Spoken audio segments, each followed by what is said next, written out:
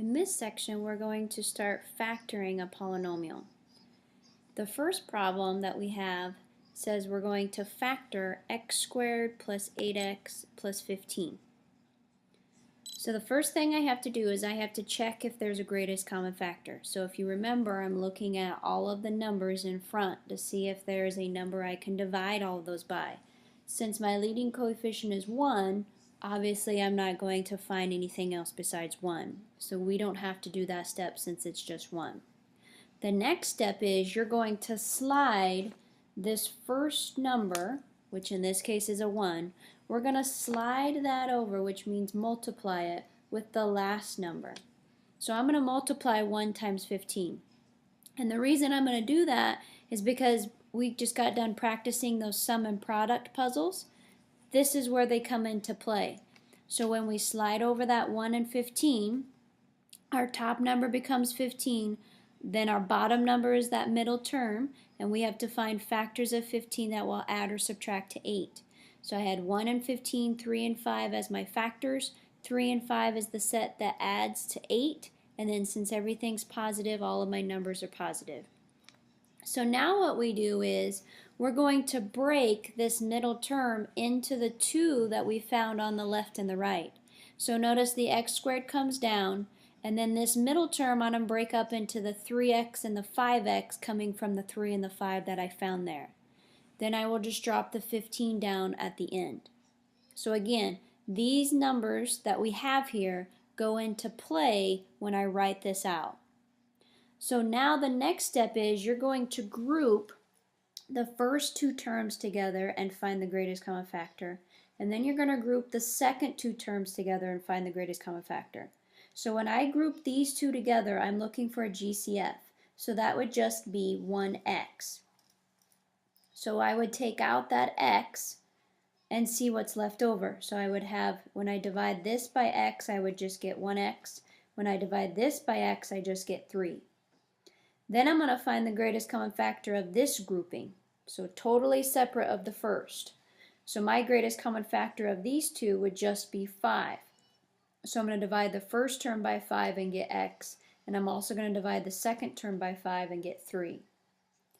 So just to recap, we slid over, did our sum and product puzzle, split up that middle term, and then we're finding the GCF of the two groupings from the first, second, third, fourth terms.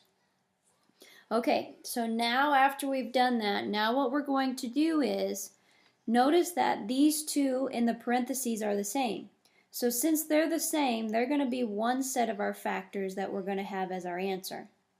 Then these other two terms that are in front of the parentheses, you're going to put those two together to make your other factor. So that when I multiply x plus 5 and x plus 3, it would bring me back to the original, which is x squared plus 8x plus 15. Let's try another one. So on your note-taking guide, it may say that you have this question. You're just going to skip it. So on the back side of your note-taking guide, we have the next problem, which is x squared minus 11x plus 24. So remember, the first thing I do is I check for my greatest common factor. In this case, it would still just be 1, so I don't have to worry about that piece. Now I'm going to slide that 1 over and multiply, so I do my sum and product. So I have 24 on top and negative 11 on bottom. I list all the factors of 24, so I get 1 and 24, 2 and 12, 3 and 8, 4 and 6.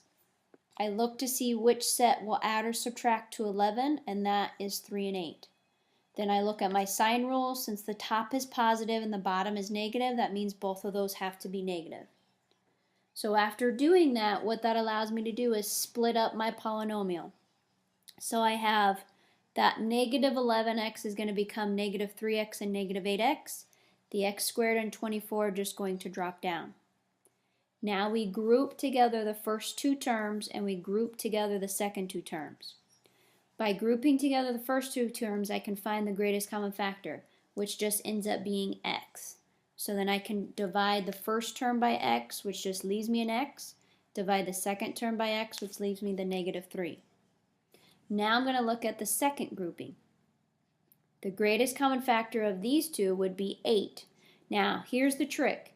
Any time that you have a negative on that second grouping, you're automatically going to pull that negative with whatever greatest common factor you find.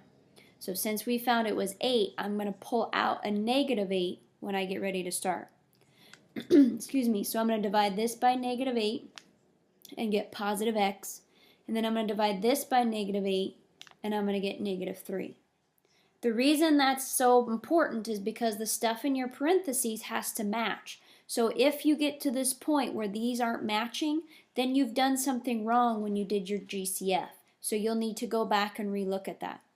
So since these are matching, we're on the right track. So remember, when they match, I put that in one set of parentheses, so that would be my x minus 3. And then the 2 that are left over from my GCFs, those are going to come together to form their own. So I'll get x minus 8. All right, the got it question here is you're going to skip it. We're going to do one more and then have you try one. So I have x squared plus 2x minus 15. The GCF is still 1 since this first term is 1. I'm going to slide my 1 over and I get negative 15. So then I come up with negative 15 and 2. And then I find my numbers or my factors of 15. So I have 1 and 15, 3 and 5. 3 and 5 is the set that subtracts to 2. So then I would use 3 and 5, look at my sign rules. The bigger number is going to be positive and the smaller number is going to be negative. So now I'm going to split up my 2x. So I get x squared minus 3x plus 5x minus 15.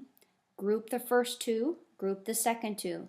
GCF of the first 2 is x, so I pull that out.